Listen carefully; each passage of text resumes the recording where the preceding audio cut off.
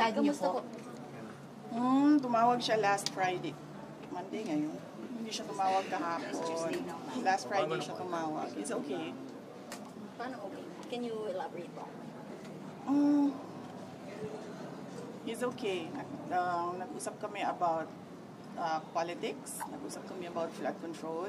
Nag-usap kami about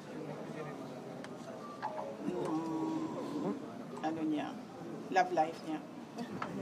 So updated po siya sa mga nangyayari ngayon, like nabingot yung nga po flood control issue. Ano pong nasasabi niya? Kasi bawal ako mag-discuss ng kung anong pinag-uusapan dun sa loob eh. So hindi ko masabi kung anong sinasabi niya. Next question, anymore?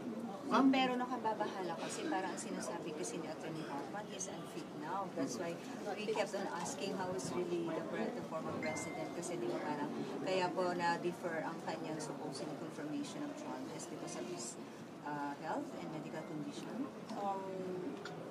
Sa tingin ko naman, merong mangyayaring hearing sa competency. So antayin na lang natin yung mga experts.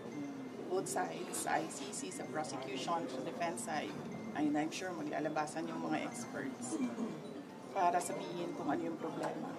Okay. Ma'am, were you able Do you think Arian. he is well, ma'am?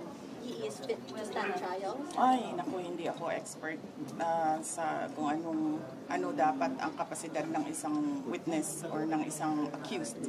Pero ma'am, sa conversation niyo, sharp pa rin po bang mag-ano po sa pag-isip mo si former president? Sige, antayin na lang siguro natin no, yung hearing sa competency kung meron man. I'm sure masasabi ng mga experts kung ano yung nakikita nila. Ma'am, were you Next able question. to see former Vice President Robredo when you visited Nagaw? Did you have the chance? Kasi ganito yun.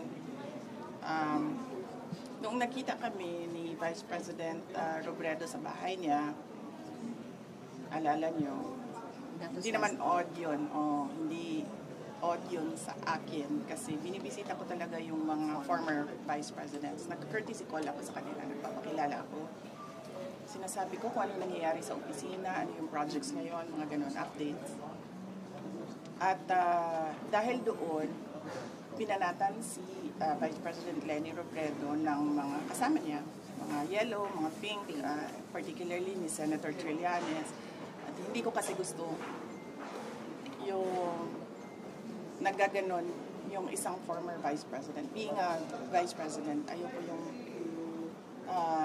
ginaganon mga former vice president. So, for this visit sa Naga City, nagdesisyon ako na huwag kami magkita para wala nang masabi ang mga tao about former Vice President Leni Robredo.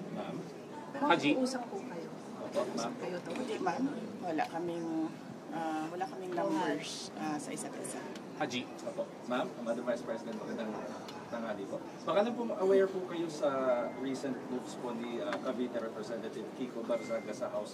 Parang china-challenge niya po kasi yung leadership ni House Speaker Martin Romualdez, ma'am. Dapat lang. Dapat lang talaga. Dahil nakita niyo naman yung budget 2023, 24, 35. Malamang agawan na naman yan ng budget sa 2026.